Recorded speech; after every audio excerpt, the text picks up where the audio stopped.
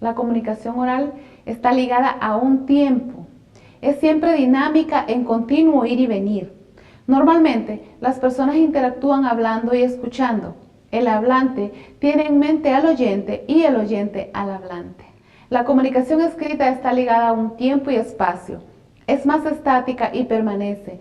En general, el escritor está lejos del lector. Además, a menudo no sabe quién será el que reciba el mensaje, como en la mayoría de los libros. La comunicación escrita permanece en el tiempo y el lector puede leer o escuchar al autor cuantas veces quiera.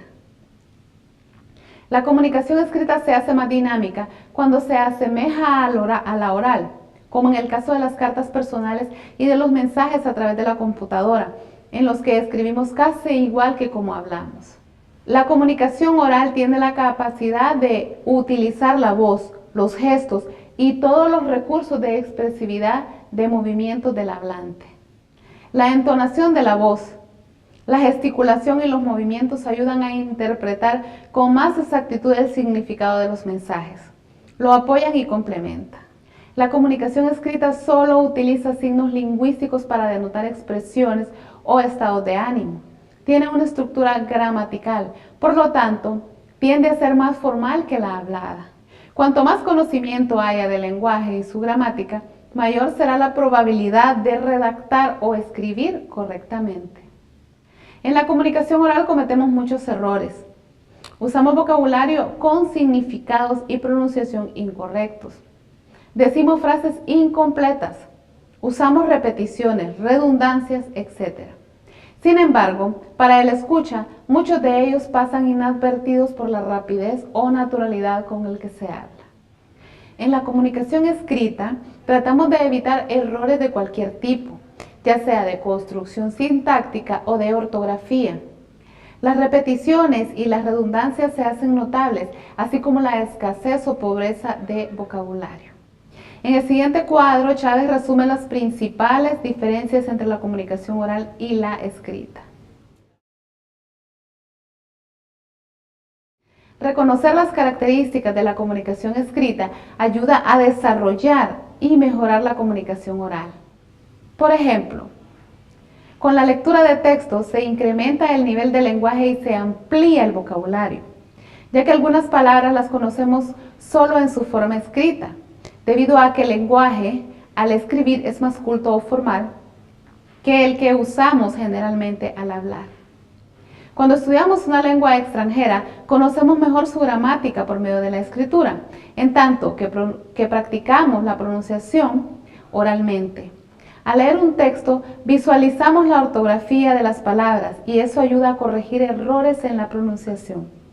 El uso de la comunicación, tanto en la forma oral como en la escrita, presenta muchas variaciones de acuerdo con la cultura, clase social, profesión o actividad de las personas, como veremos más adelante.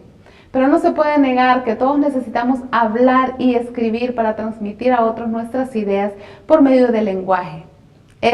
Al ser interpretado y comprendido, habrá cumplido su propósito esencial: comunicar. El hombre es un ser social por naturaleza, por lo cual para alcanzar sus metas y objetivos requiere de la comunicación con sus semejantes. Las personas necesitan compartir lo que observan, piensan y sienten a través de un lenguaje.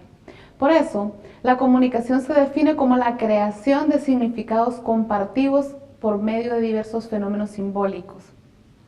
Examinando la comunicación como proceso social, se distingue su dinamismo. Ese movimiento continuo que pone énfasis en las características de la naturaleza, dinámica, transaccional, personal y afectiva. De acuerdo con tal naturaleza, el ser humano también presenta características propias para la comunicación, ya que él mismo se considera un sistema generador de mensajes con capacidad para recibir información, procesarla y transmitirla.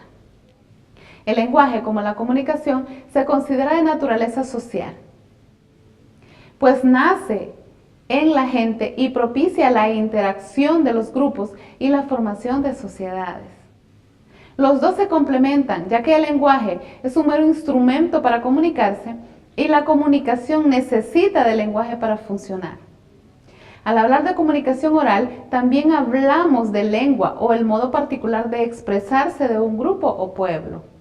Para estudiar y comprender mejor cómo funciona la comunicación humana, es necesario detener la dinámica del proceso y observar cada uno de los elementos que la componen mediante la representación de los modelos. Los modelos sirven para ver la interrelación de los componentes y sus efectos o resultados tendientes a la aceptación o al rechazo de la comunicación. Diversos modelos demuestran estos componentes.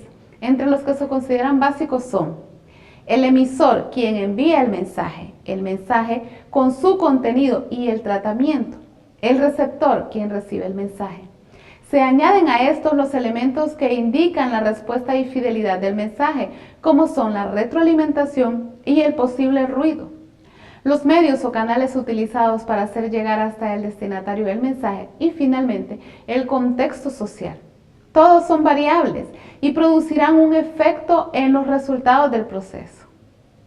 La comunicación humana como proceso se distingue por su dinamismo o movimiento continuo que pone énfasis en las características de su naturaleza social integrada por personas que mediante transacciones de ideas influyen entre sí y se integran como miembros de un grupo, el cual, para satisfacer sus expectativas y cumplir objetivos, se comunica con el propósito de informar, de entretener, de persuadir o de actuar.